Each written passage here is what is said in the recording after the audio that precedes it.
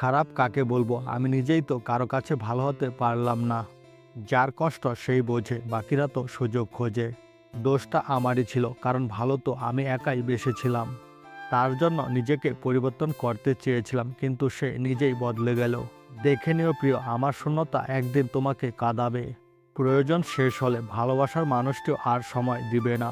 দিন শেষে সূর্যটা বুঝিয়ে দেয় যে সময় শেষ হলে সবাই হারিয়ে যায়। আমি এখন এতটাই ব্যর্থ যে কোনো কিছু পাওয়ার আগে হারানোর ভয় বেশি কাজ করে। মরার কথা মাথায় আসলেও সাহস পাই না, তবে বাঁচার চেয়ে মরাটা বোধহয় সহজ।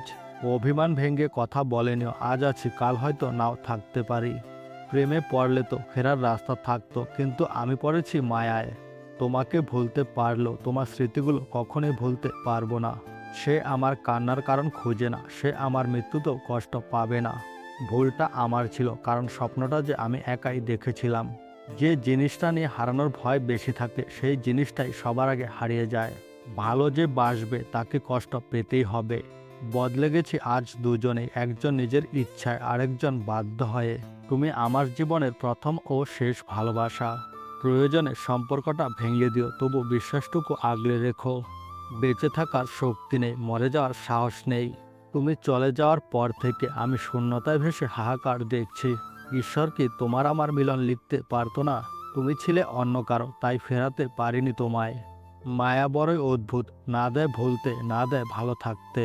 কে রাখে কার খোঁজ, নতুন পেলে সবাই নিখোঁজ। মধ্যবিত্তের কখনো প্রিয় মানুষ থাকে না, থাকলেও হারিয়ে যায়। যে মানুষ চোখের জলের দাম বোঝে না, তার জন্য চোখের জল না ফেলাই ভালো। এখনো বেঁচে আছি শুধু তোমারই অপেক্ষায়। দুনিয়ার এই মায়াজালে আমি এমনভাবে ডুবে গেছি, বাঁচার কোনো পথ খুঁজে পাচ্ছি না।